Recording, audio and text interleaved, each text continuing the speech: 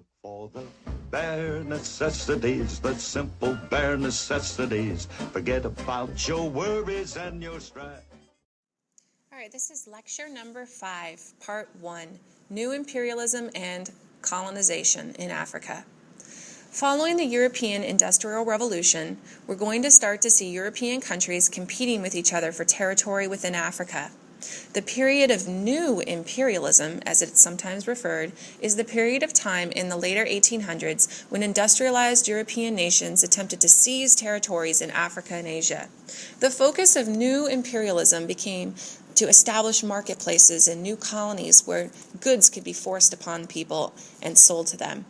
All the cool products being made in factories in Europe needed to be sold somewhere. These new colonial territories became the perfect place to make money. Africa was no exception. Europeans began exploring the new continent in earnest during the 1800s. Many of these explorers wrote travel blogs about their supposed discoveries, creating intrigue around those unknown new places.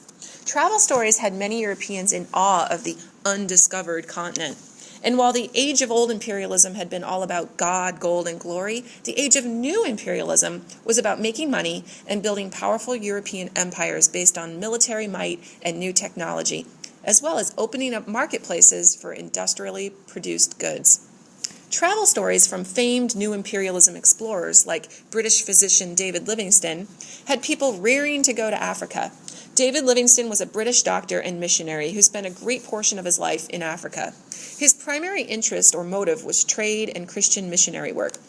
Europeans gave him credit for, quote-unquote, discovering the Zambezi River and its vast waterfalls, including Victoria Falls, named after Queen Victoria. The Africans actually already had a name for these falls, Mozi Antunya, meaning the smoke that thunders. See, this really is indicative at that time in history that certain beliefs that Europeans held about Africa were a bit biased in nature. There was generally a complete disregard for the people already living there and the value of their cultures. We also see this in U.S. history in how our nation dealt with Native American populations and their territory. So under European motives, to summarize, you need to write down that there were economic motives for Europeans to explore and take over parts of Africa. Secondly, there were political motives for Europeans who were competing with one another for land and territory. And finally, there were religious motives. Many Europeans clung to a belief in something that was later referred to as the white man's burden. This was an inherent belief of many Europeans who felt that it was their moral and ethical obligation to help the disadvantaged Africans, and that somehow Europeans had this obligation to change how these people lived because it was considered uncivilized. Obviously, the white man's burden is based on stereotypes and is incredibly ethnocentric or racist. It's easy for us in later generations to cast judgment using our current cultural norms and values, so keep that in mind. There were some Europeans who truly felt that they were helping people in Africa. And certainly we need to also make sure in any historical assessment to think about the positive aspects of European life that were eventually shared with Africans. So we'll get to those later, don't worry. In any event, European competition for colonies in Africa during the age of new imperialism is going to lead to an actual scramble for colonies. Remember our piñata activity from class and how you all scrambled for the candy inside?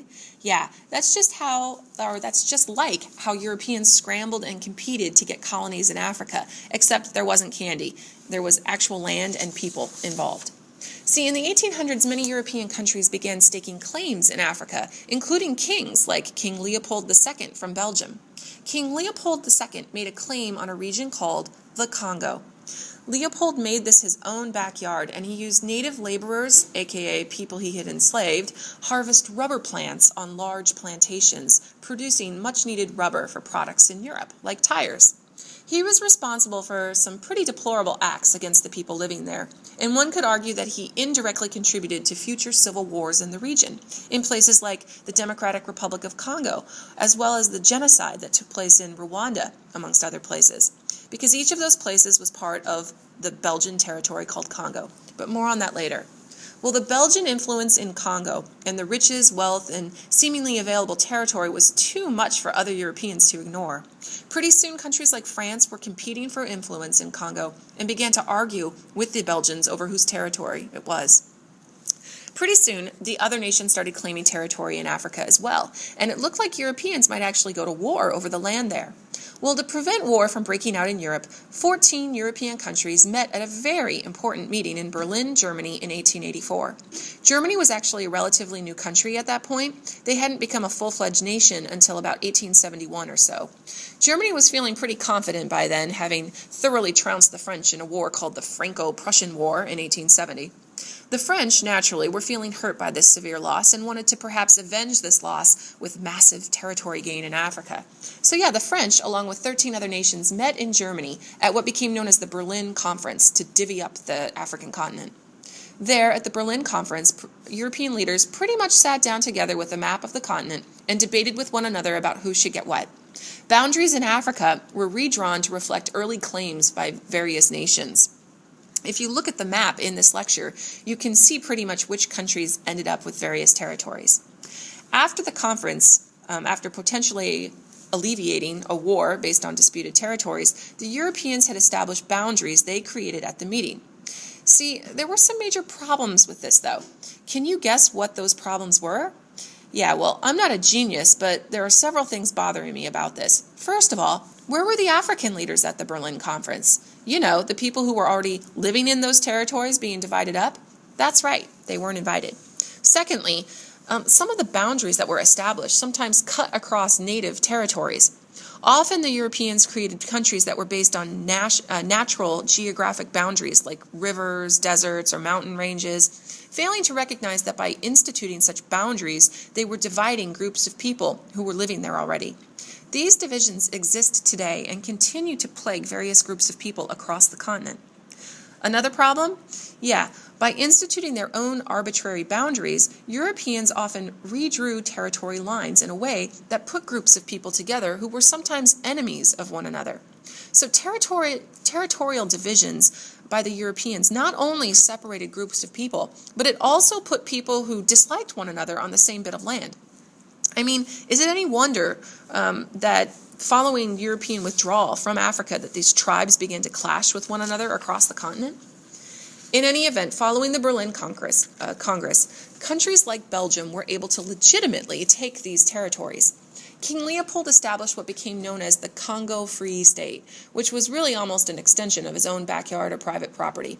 Of course, there was very little freedom involved for the native populations. Belgian colonists working for King Leopold forced the people into slave-like labor conditions.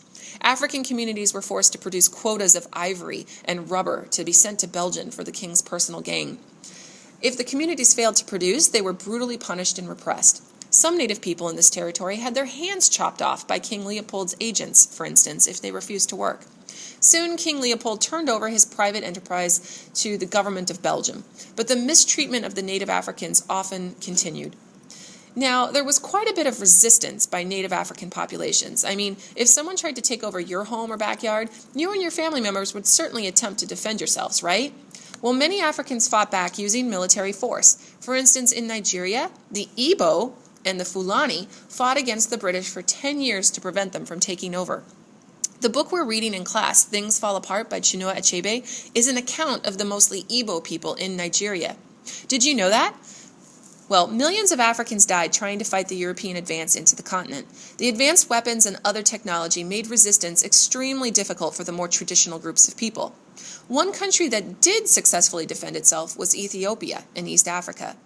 King Menelik II from Ethiopia hired Europeans to help him create and train an army. With the modern weaponry and training, his army defeated Italian forces at the Battle of Adowa in 1896. Ethiopia was the only African nation to preserve its independence, however. Ethiopia did eventually fall to Italians in the years leading up to World War II, it should be noted. As the Italians built a fascist war machine under Mussolini leading up to World War II, it's a clear example of the failure of the League of Nations, which was a precursor organization to the United Nations that had been created following World War I in Europe.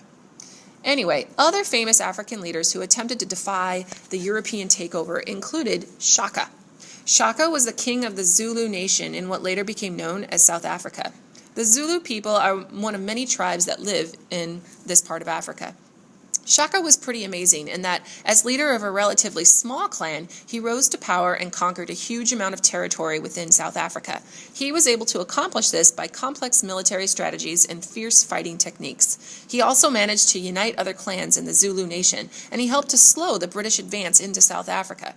There were other things that also contributed to the Europeans' ability to take over the African continent.